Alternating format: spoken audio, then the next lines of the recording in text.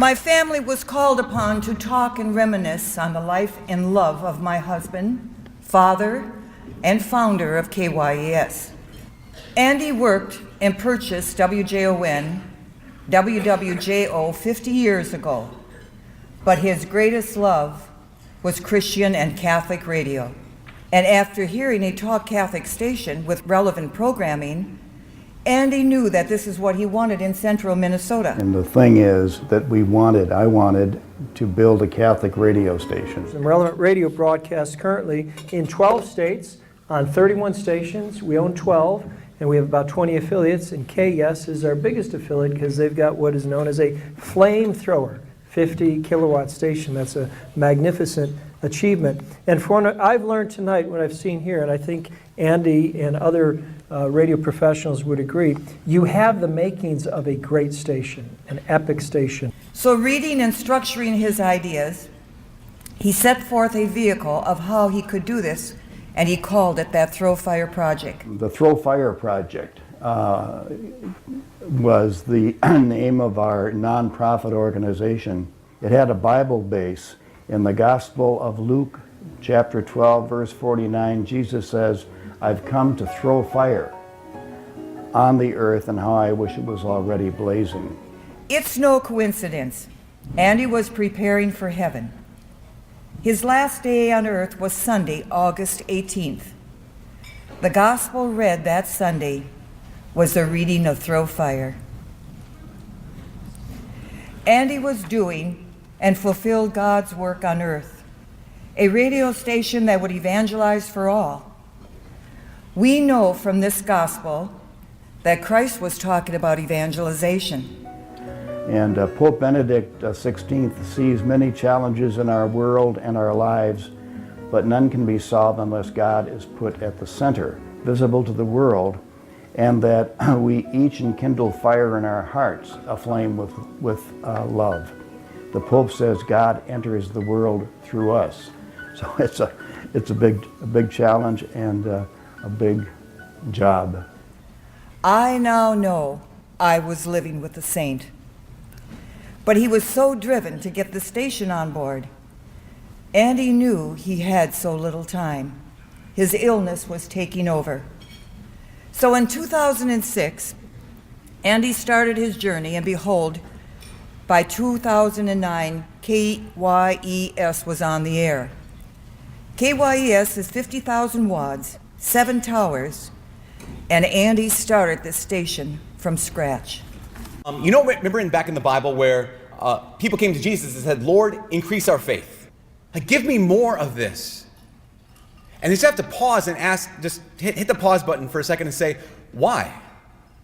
We need to actually act. We need to choose. We can't, I need more faith so that I can relax. I need more faith so that I can rest. I need more faith so I can be secure. No, it's I need more faith so I can fight. This is the thing. I need more faith. Lord, increase my faith. Why? Because I want to do something bigger than I'm doing right now. So everyone here, to some degree, to some level, has faith. Okay, great, wonderful, awesome, praise the Lord. What are you doing with what you have? Now, I think sometimes we look at the faith, we look at following Jesus. We kind of have a new kind of Christianity. And that new kind of Christianity is what I call coffee table Christianity. All right? And you know what coffee table books are all about? Coffee table books are kind of your self-identifier. So what you put on your coffee table are how you want people to perceive you. And so in your lives, sometimes we have lives like this. We have all this stuff we're into. So we've got our family, we've got our work, we've got our hobby, we've got maybe sports or whatever. We've got our social times, we've got our volunteer activities, we've got our church. Jesus is there. We've got, our exercise, we like to do that. We've got all these things in our lives, and that's our life. But here's the problem with that is this. If someone were to say, well, you're a Christian? Like, yeah, look, he's on my coffee table. The problem with coffee table Christianity is Jesus is just a part of a person's life. He's not the heart of a person's life. In the last 7 days, not counting Sunday, have I made any decisions that I wouldn't have made if I wasn't a follower of Jesus? If I can't think of one in the last 7 days of decisions that I made that I only did because I'm a follower of Jesus, then again, chances are really good that I'm not a follower of Jesus. I'm not a disciple. I'm a fan. I like him. If he had a Facebook page, I would give it a thumbs up. But I'm not a disciple. But the invitation is this. Am I willing to let Jesus be the Lord of my coffee table? Because that's the big question. If at the end of our lives, if at the end of this day, I have not done that, then let's just be honest with ourselves. I did not live this day as a disciple of Jesus. Let's just be really, really honest. If at the end of the day I'm not willing to let Jesus be the Lord of my coffee table, then I'm not really actually willing to be a Christian. I'm not really actually willing to be a Catholic.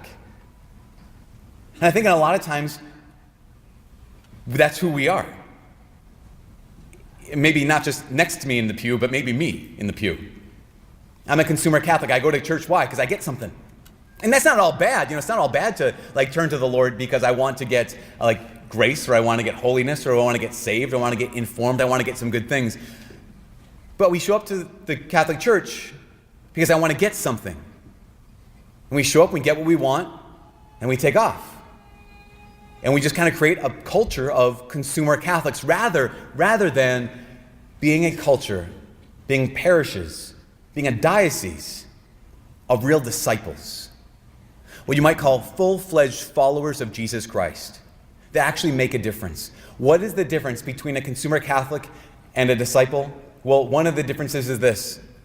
When a consumer Catholic gets his 2 talents, he goes and takes it and uses it on himself, buries it in the ground.